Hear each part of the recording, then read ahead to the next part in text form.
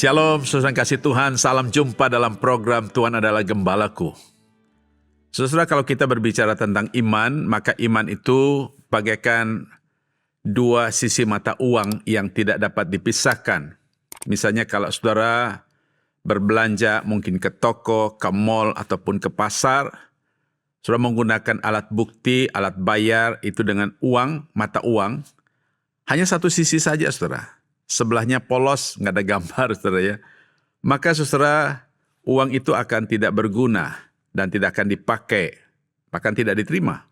Demikian juga iman, saudara. Iman itu punya dua sisi yang tidak dapat dipisahkan. Ya, kalau hanya iman saja, saudara-saudara, maka iman itu tidak akan bekerja. Iman itu tidak akan aktif. Bahkan disebut iman itu akan mati, saudara. Tetapi kalau iman itu disertai dengan perbuatan, Yakobus katakan itu adalah iman yang hidup. Iman yang bekerja. Nah, saudara-saudara, kita akan melihat satu bagian firman Tuhan bagaimana prinsip yang dikatakan tentang iman ini sungguh-sungguh bekerja. Iman yang disertai dengan perbuatan. Mari kita membaca firman Tuhan Matius pasal 9 ayat 18 sampai 26. Demikian firman Tuhan. Sementara Yesus berbicara demikian kepada mereka, datanglah seorang kepala rumah ibadat, lalu menyembah dia dan berkata, "Anakku perempuan baru saja meninggal, tetapi datanglah dan letakkanlah tanganmu atasnya, maka ia akan hidup." Lalu Yesus pun bangunlah dan mengikuti orang itu bersama-sama dengan murid-muridnya. Pada waktu itu, seorang perempuan yang sudah 12 tahun lamanya menderita pendarahan, maju mendekati Yesus dari belakang dan menjamah jubahnya. Karena katanya dalam hatinya, asal ku jamah saja jubahnya, aku akan sembuh. Tetapi Yesus berpaling dan memandang dia serta berkata, "Teguhkanlah hatimu, hai anakku, imanmu telah menyelamatkan engkau." Maka sejak saat itu sembuhlah perempuan itu.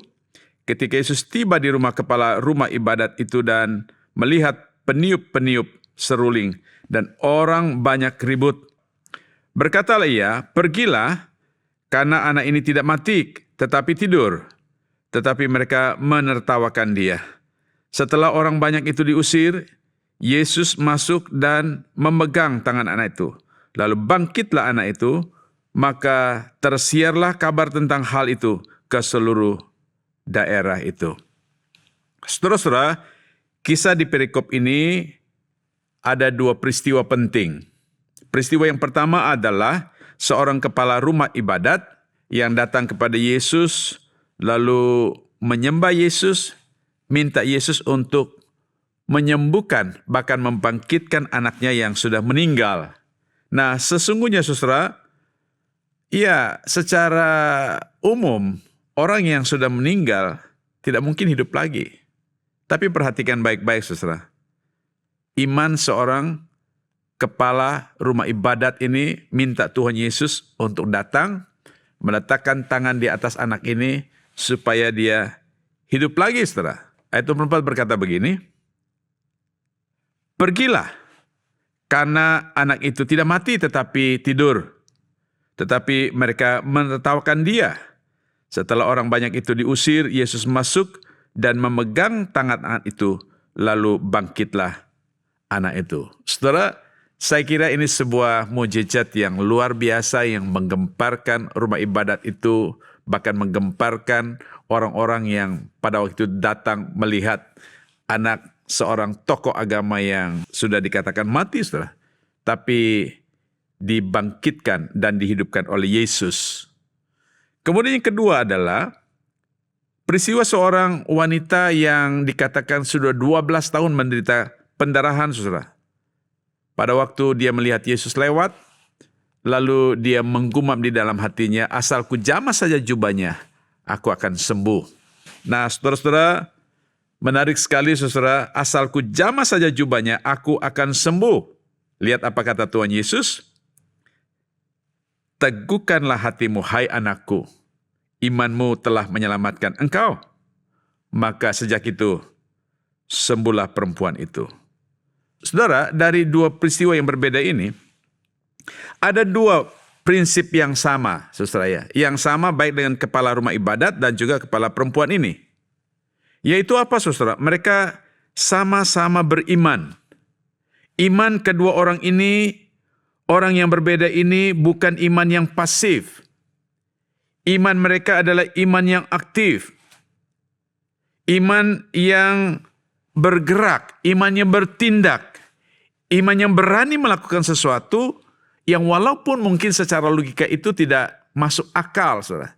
Tapi satu hal yang mereka punya, mereka percaya.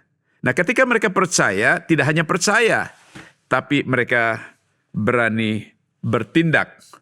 Mereka berani untuk mengambil tindakan iman untuk memohon belas kasihan Tuhan.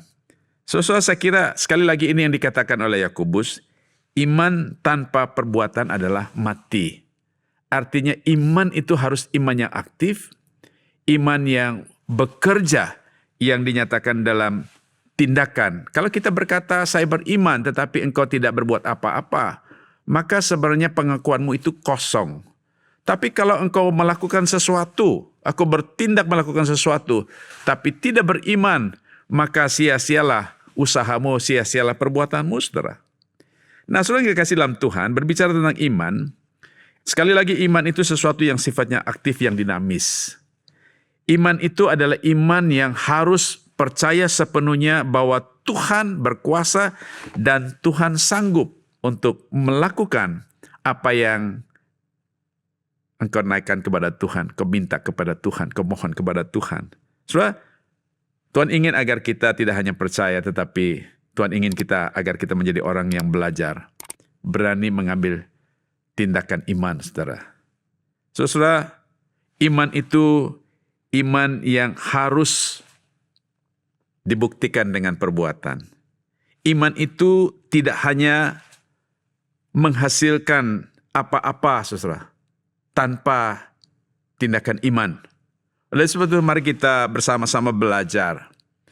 Ya, sesuai dengan apa yang kita yakini, apa yang kita percaya pada firman Tuhan, percaya kepada Yesus Kristus sebagai Tuhan dan Selamat kita. Tapi mari kita mengambil tindakan iman dengan berani untuk melakukan apa yang Tuhan kehendaki dalam hidup kita. Nah, saudara, percayalah pada waktu kau sungguh-sungguh percaya, melakukan apa yang Tuhan kehendaki dalam hidup saudara, dan engkau akan melihat bagaimana Tuhan berkarya dalam hidup saudara, dan Tuhan menyatakan kuasanya dan mujizatnya di dalam kehidupan saudara. Saudara, iman itu iman yang berani untuk melakukan apa yang diimani. Ketika ada tindakan iman melakukan kehendak Tuhan, maka di sana ada kuasa Tuhan dinyatakan. Mari kita tunduk kepala, kita berdoa. Bapa kami di dalam surga, terima kasih untuk firman-Mu hari ini.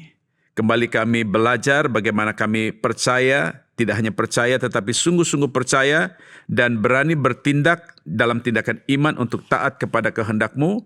Dan kami akan melihat bagaimana kuasa-Mu dinyatakan dalam hidup kami, ya Tuhan. Terima kasih Bapa untuk firman-Mu. Dalam nama Tuhan Yesus Kristus kami berdoa. Haleluya. Amin.